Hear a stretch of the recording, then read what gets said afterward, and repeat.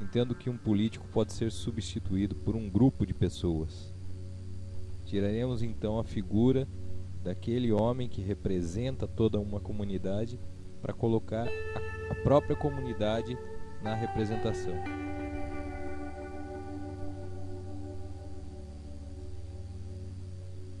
Com isso, cada decisão a ser tomada por um deputado, por exemplo, seria tomada primeiro por uma comissão de pessoas que estariam aí no lugar do que hoje chamamos do político profissional.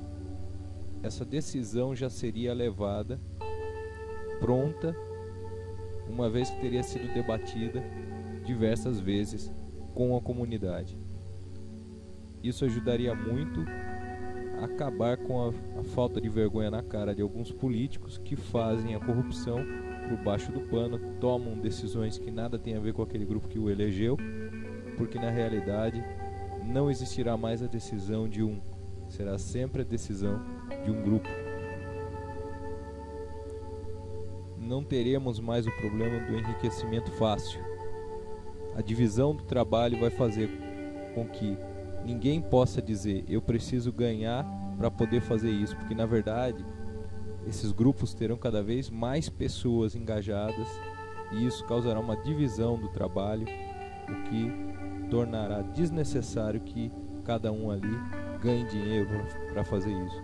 Isso inclusive afasta aquelas pessoas que não estão interessadas no bem comum e sim no bem pessoal. Essas pessoas, vendo que não tem dinheiro envolvido, nem sequer vão aparecer no meio. Isso é uma filtragem natural. Entendo que teremos uma valorização dos verdadeiros políticos, aquelas pessoas que já há muito tempo elas participam das suas comunidades, são líderes nas comunidades, deixam o final de semana, deixam feriados para trabalharem pelo bem comum. Essas pessoas são as pessoas que procurariam esses grupos, que iriam substituir os políticos profissionais de hoje. Essas pessoas já existem e elas seriam valorizadas. São pessoas que realmente são políticos, são os verdadeiros políticos que muitas vezes não aparecem, não têm a mínima chance de se tornarem políticos de hoje com a questão da propaganda, não teriam dinheiro para se eleger e são pessoas que muitas vezes trabalham muito mais do que um vereador, um deputado que está aí preocupado com a verba para o terno, preocupado em estar arrumado, em aparecer na TV, em fazer discurso, em estar num hotel caro, tudo isso financiado pelo bem público, quando na verdade não está preocupado com o povo. Teremos então um fortalecimento na sequência das próprias comunidades, uma vez que as comunidades estarão muito mais representadas do que nunca. Serão as próprias comunidades que estarão no lugar dos políticos. Não se trata mais de uma comunidade torcer para ser representada na hora de uma votação, que muitas vezes as pessoas nem ficam sabendo que o político que ela votou assim ou assado. As pessoas não vão mais ter que ficar torcendo para que a vontade daquela comunidade seja feita, para que o voto que aquela comunidade queira num determinado momento seja X ou Y. Elas vão já tomar a decisão delas e isso vai apenas ser encaminhado. O fortalecimento das comunidades é o próprio fortalecimento da democracia. Democracia que é governo do povo. Se temos uma maior participação do povo, então temos maior democracia. Não há como as pessoas serem contra o fim do político profissional. Sempre que alguém está contra o fim do político profissional, de duas uma.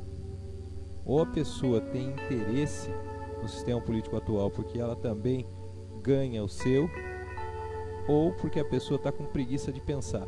É muito fácil a gente pensar dos problemas que levam um político a ter que ganhar dinheiro hoje, pensando na política do jeito que ela é.